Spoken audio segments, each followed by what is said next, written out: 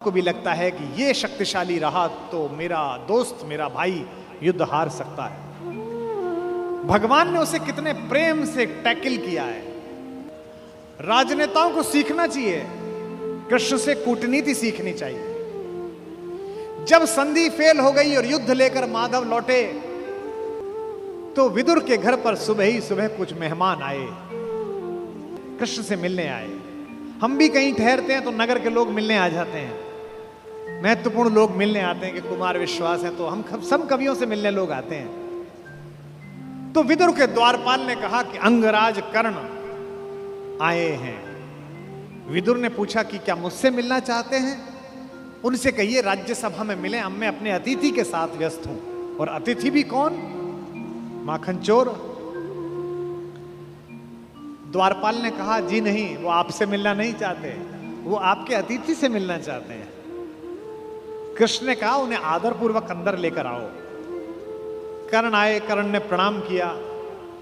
युद्ध में दुर्योधन की पराजय हुई हो चाहे कुछ भी हुई हो, महाभारत के जिन चरित्रों में से एक चरित्र पर मैं अंदर तक फिदा हूं उनमें से एक कर्ण भी है। क्या योद्धा है, क्या अद्भुत। हाँ। कृष्ण मुस्कुराए। कर्ण के चेहरे पर दुख और पश्चाताप का भाव था। कर्ण ने हाथ जोड़कर कहा, माधव, मैं कल राज्यसभा में आपके साथ हुई बदतमीजी के लिए अपने मित्र दुर्योधन की ओर से आपसे क्षमा मांगने आया हूं। भगवान ने कहा, ईश्वर तुम जैसा मित्र सबको दे जो इतने बड़े अपराध के बाद भी क्षमा मांगने के लिए आ जाता है। सब मित्र सबको मिले। कर्ण ने कहा कि अगर आप मुझे थोड़ा सा भी माधव प्रेम करते हैं तो मेरे मित्र को क्षमा कर दीजिए। उसने गलती की, उसे दूत के साथ यह व्यवहार नहीं करना चाहिए था और आप जैसे दूत के साथ तो सोचना भी नहीं चाहिए था। भगवान ने कहा मैं उसे माफ कर दूंगा, लेकिन एक शर्त है कर्ण। अंगराज ने कहा कि इसी क्षण मैं आपको अंग प्रदेश का राज्य दे देता हूं। मेरा शरीर ले लीजिए पर मेरे मित्र को माफ कर दीजिए। कृष्ण ने कहा, शरीर देने की इतनी उतावली में मत आओ अंगराज, समय तय हो चुका है, सबको देना पड़ेगा, तुमको भी देना पड़ेगा। पक्का क्या है? कर सकते हो तो इतना करो, अब मैं वापस पांडवों के पास जा रहा हूं, हस्तिनापुर की सीमा तक मुझे छोड़ के आओ। उसने कहा, इससे बड़ा सौभाग्य का होगा कि मैं आपको छोड़ने चलूं? आइए मेरे रथ में बैठिए। कृष्ण ने कहा कि ठीक है, मैं तुम्हारे रथ में बैठ जाता हूं।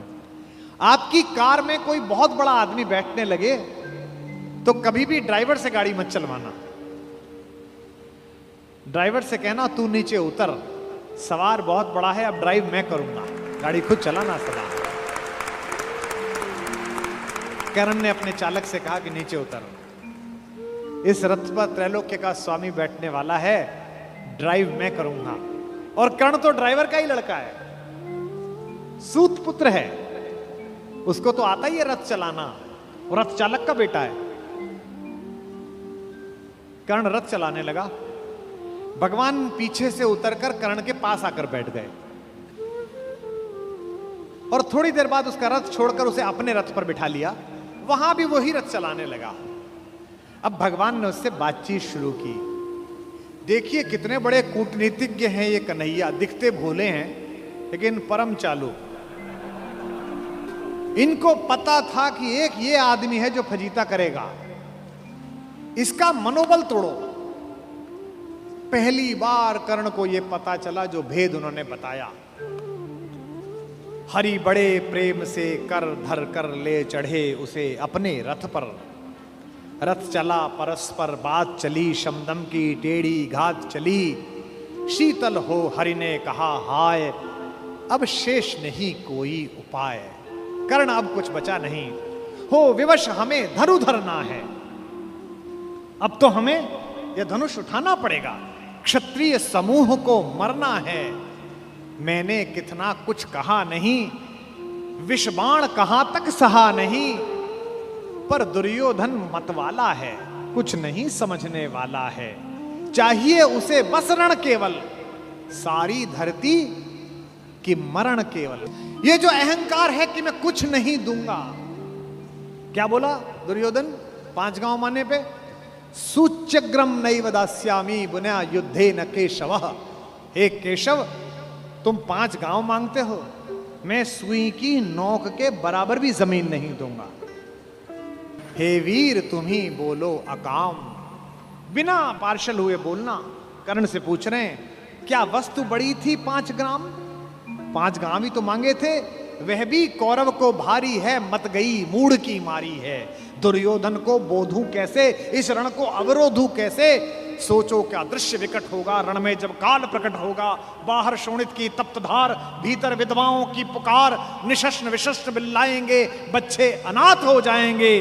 चिंता में क्या और करूं, शांति को छिपा किस ओट धरूं। सब राह बंद मेरे जाने, अब पासा फेंका।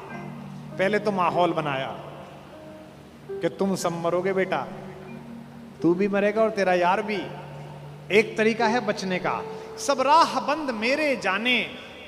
हां एक बात है, यदि तू माने, देखो कैसे फुसला रहे हैं, तो शांति नहीं जल सकती है, समरागनी अभी टल सकती है।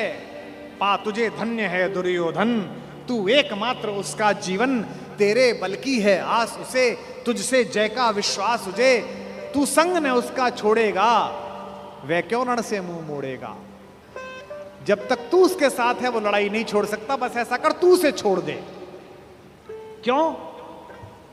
क्या अघटनीय घटना कराल। एक बात बताऊं तुझे कर्ण, एक बड़ी कराल घटना इस खानदान में हो गई है, तुझे पता नहीं है। तू प्रता कुक्षिका, प्रथा मतलब कुंती, तू कुंती कोख का प्रथम लाल। तू कुंती का पहला बेटा है। ये पहली बार कर्ण को स्वयं भगवान श्री कृष्ण ने बताया है, सबसे पहली बार। अच्छा, ये बात पहले भी बता सकते थे कभी, कर्ण तो रोज मिलता था। जब 14 साल का वनवास था तब बता देते, नहीं। अगर तुरुप का इक्का आ जाए तो शुरू में मत फेंको, बचा के रखो, फाइनल टेबल पे काम आएगा। अब कर्ण को बता रहे हैं कि तू तो कुंती का लड़का है, पनसूत अनादर सहता है, कौरव के दल में रहता है, किस्मत के फेरे में पड़कर का प्रेम सदा बसा दुश्मन के घर, निज बंधु मानता है पर को कहता है शत्रु सहोदर को। पर इसमें दोष न तेरा है, तेरा कोई दोष नहीं है। अब कहा मान इतना मेरा, अब इतनी मान, चल होकर संग अभी मेरे, जहां 5 भ्राता तेरे। कहते हैं एक काम कर, अब मेरे रथ पे से उतरी मत, अब मैं हाँक रहा हूं और सीधा वहीं जाकर रुकेगा जहां तेरे 5 भाई हैं। जिसको जिंदगी में किसी ने भाई नहीं कहा, जो मां की एक पुकार के लिए जीवन भर तरसा है, उसको जिंदगी का सबसे बड़ा प्रलोभन दे रहा है हमारा कान्हा। क्या कह रहा है? बिछुड़े भाई मिल जाएंगे, सब मिलकर मोद मनाएंगे। कुंती का त्यू ही परम तने ज्येष्ठ, बल बुद्धिशील में परम श्रेष्ठ। और क्या करेगा? पद त्राण भीम पहनाएगा, भीम तेरे को चप्पल पहनाएगा। कैसे कैसे लालच है, कैबिनेट मिलेगी,